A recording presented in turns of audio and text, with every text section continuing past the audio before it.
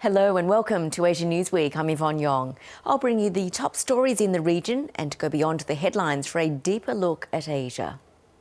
Our top story, Tokyo is demanding answers from Beijing after a 10-year-old student attending a Japanese school in Shenzhen was fatally stabbed in the stomach.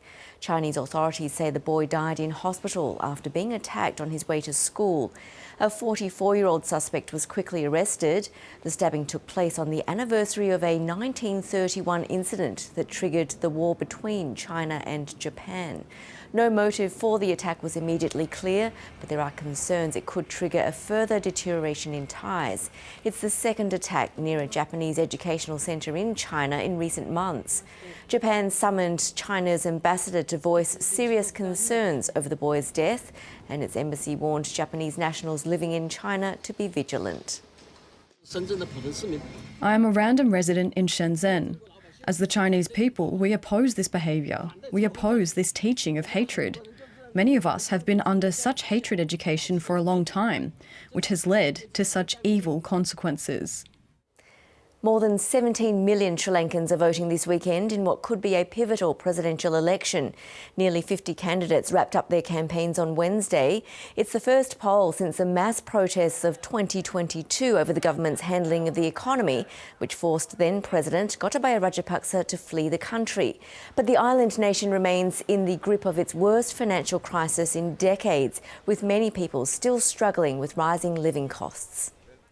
Malaysian authorities have frozen bank accounts linked to an Islamic business group accused of running charity homes where children were allegedly abused. Authorities say they're investigating Global Ikhwan services and business holdings for child abuse and neglect, money laundering and religious offences. 402 children have been rescued during raids. Police allege many showed old and new injuries consistent with physical and sexual abuse, as well as signs of emotional trauma and stunted growth.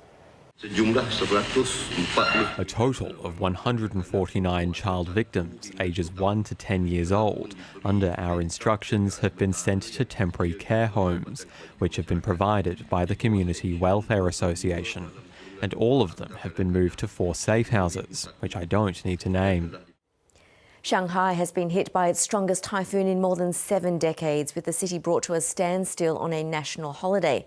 Typhoon Bebinca's strength was first felt in the Philippines, with 6 people killed by falling trees and 13,000 displaced. A city on red alert and directly in the firing line.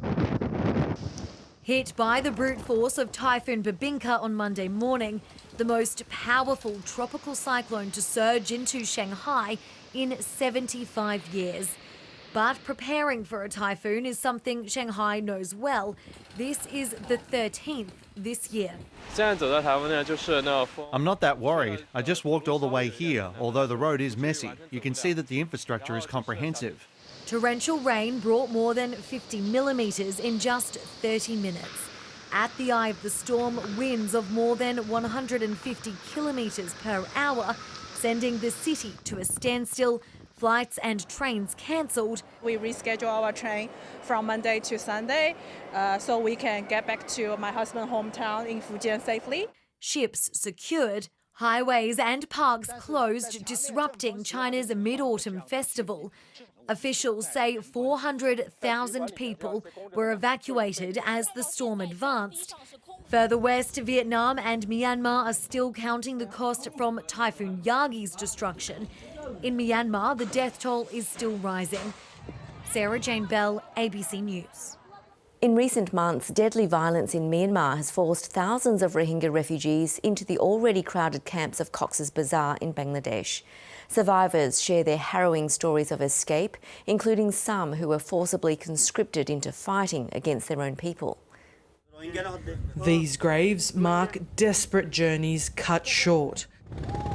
Across the river, in Myanmar, deadly violence is once again escalating against Rohingya Muslims. They shot gunfire like they were raindrops. Almas Khatun is one of at least 8,000 people who've made the perilous journey to Bangladesh in recent months.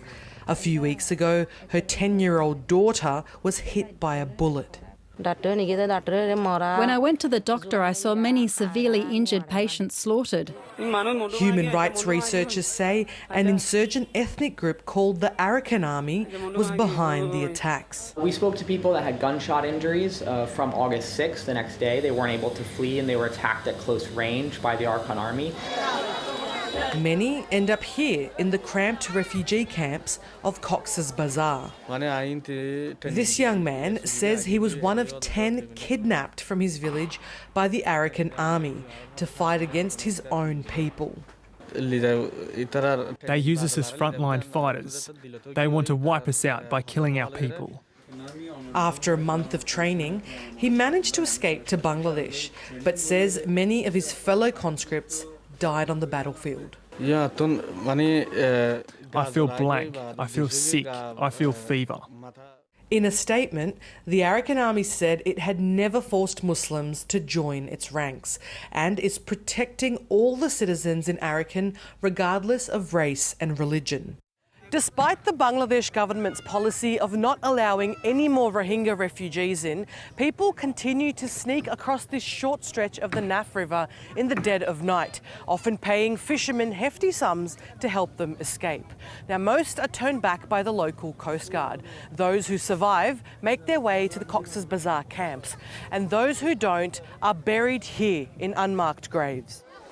While aid groups, the UN and governments around the world provide essential support in the camps, many refugees here still feel abandoned in what is known by some as the Forgotten War. Meghna Bali, ABC News, Cox's Bazar. China has fined accountancy firm PricewaterhouseCoopers more than $90 million for failing to identify problems with collapsed Chinese property developer Evergrande. It's also imposed a 6-month ban on PwC conducting audits in the country. Beijing says the company issued false audit reports of Evergrande and that the audit procedures had serious defects. Voters in Indian-controlled Kashmir have gone to the polls in their first local elections in 10 years. It's also the first vote since the government stripped the region of its special status and autonomy 5 years ago, which sparked outrage in the community. It will allow Kashmir to have its own reduced government and a local assembly instead of being under New Delhi's direct rule. The election will be held in 3 phases, with authorities deploying thousands of soldiers and police to prevent any potential violence. Meanwhile, neighbouring Ladakh is struggling for representation under New Delhi's centralised rule. The Himalayan region's high-altitude terrain is difficult to survive in, and recent political turmoil has increased the vulnerability of its people who fear the loss of their culture and identity. Tarushi Aswani reports. We're in Ladakh, India's northernmost frontier region where life is rough, risky and rugged. In 2019, the Indian government revoked Jammu and Kashmir's special status and carved out Ladakh, transforming the Himalayan desert into a federally governed territory. Nearly 300,000 residents initially celebrated this shift. Recently, however, tensions have risen. In March this year, hundreds of locals assembled in the region's main city, Leh, to protest the region's democratic marginalization. People of Ladakh have nearly no say in what happens to Ladakh. Our laws are not made in Ladakh. It's at best you can say it's made in the parliament in New Delhi, which represents what, 1.4 billion people. Where does Ladakh stand to have anything tailor-made for Ladakh? So there is no setup right now. Since the loss of rights and guarantees that came with Kashmir's special status, unemployment too has risen in Ladakh, particularly among young people. A 2023 government survey revealed that 26.5% of graduates in the region were unemployed.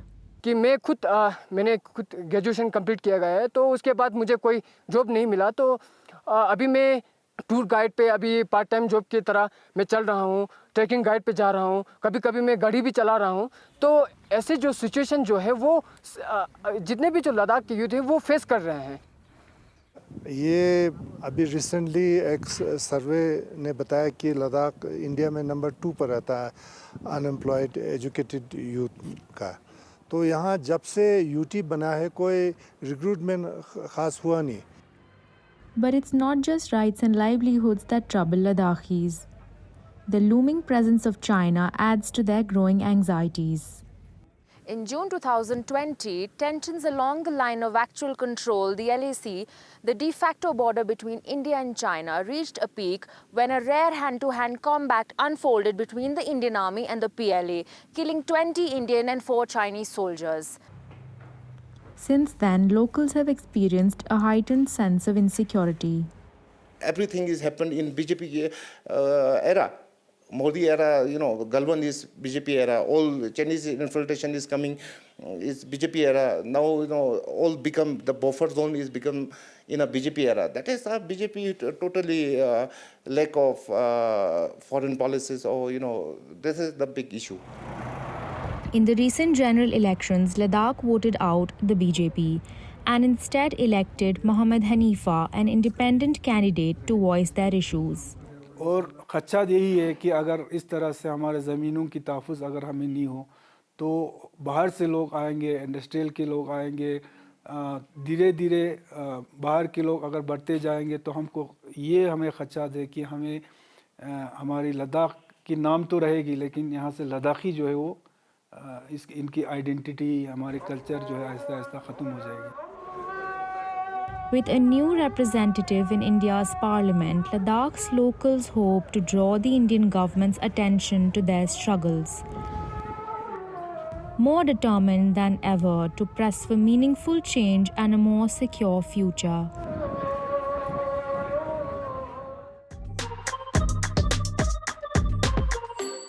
Well, let's take a look at the Philippines now, which is the only country other than the Vatican where a married couple cannot legally end their marriage. A new bill in the Catholic country looks set to change that, but conservative forces are gearing up to stop it from happening. For more on this, reporter Max Walden joins us in the studio. So, Max, tell us a little bit more about why divorce is illegal in the Philippines. Well, the simple answer is Catholicism. So the Philippines is 80% roughly Catholic. It's the third largest Catholic nation on the planet, and the religion came to the country in the 16th century when the Spanish colonised the archipelago. So whilst other Catholic majority countries have legalised divorce, Spain, for example, in 1981, that law has remained on the books in the Philippines and, as you mentioned, remains the only place other than the Vatican where that's the case. And what impact has it had on people and relationships in the country, people who are perhaps not wanting to stay married? Yeah, well, it's really tough. I mean, it's subject to not just Catholics, but also religious minorities, Protestants, Buddhists. Only Muslims are exempt. They have a separate sort of family code of law. But I spoke to one of the authors of a bill to legalise what they call absolute divorce, and she really spoke to, I guess, the impact on particularly women stuck in abusive relationships. Yeah, let's take a look. If there's no divorce, it traps many women, many of our women, especially from the poor, from the marginalized sectors, in dysfunctional or even abusive marriages with no legal way, aside from very lengthy and very expensive annulment proceedings. So, Max, it seems like there are very limited options for those seeking divorce. Do you think these new laws will come into place anytime soon? So they have passed through the House of Representatives, which was lauded by proponents of the bill. It's moved to the Senate in June for debate. However, Arlene Brozas, who I spoke to, unfortunately for her, she said that she's not so optimistic it will pass on this occasion. Previously, a bill to legalise divorce did pass the Filipino House of Reps in 2018 when Rodrigo Duterte was the president. He opposed divorce. However, the current president, Bongbong Marcos, has expressed he's supportive of legalisation. So it remains to be seen whether or not the Senate does pass it on this occasion. In any case, it's pretty clear that social attitudes have changed in the Philippines, and this is, arguably yet another step forward towards sort of liberalising these arrangements. Max, thank you. Thanks. Thailand's newest celebrity is 2 months old and has a name that translates to bouncy pig. People are flocking to a Thai zoo to see the pygmy hippo MooDeng, but not all the attention is welcome, and her newfound fame has meant the zoo has put measures in place to keep her safe. These are the chubby cheeks of an internet celebrity. MooDeng is a pygmy hippopotamus. I knew her from TikTok, and I wanted to come to see her today because she is so cute. It all began after her keeper started posting videos, a couple of weeks after she was born. Well, I expected that she would gain some fame, but I didn't expect she'd be this famous. The hippo's tiny size and feisty nature has made her such a hit online, even makeup retailers are taking notice. And MooDeng's fame has put the zoo, about 100 kilometres southeast of the Thai capital, on the map. I left home in Bangkok at 6 a.m. this morning, specifically to come and see MooDeng. I'm here just to see her. During the low season on the weekends, we would normally have 4,000 to 5,000 visitors, but during the past weekend, there were no less than 10,000 visitors per day. But with fame has come reports of people harassing MooDeng by throwing things into her enclosure or trying to wake her when she's sleeping. The zoo has installed cameras and is limiting groups to 50 people at a time for 5-minute slots. But respectful visitors are still very welcome. It's so great because we've been gaining a lot of visitors and the zoo has been generating more income, including more earnings for everyone in the zoo as well. Capitalising on her success, the zoo's now in the process of trademarking the baby hippo's image. The benefits we get from this will come back to the zoo to improve the life of all animals here. After we do this, we will have more income to support activities that will make the animals' lives better. With little sign that MooDeng fever is waning, it seems this bouncy pig is more than earning her keep. Lauren Beldy, ABC News. And that's the program. We'll leave you with some pictures of Mid-Autumn Festival celebrations from across Asia. I'll see you next time. Bye for now.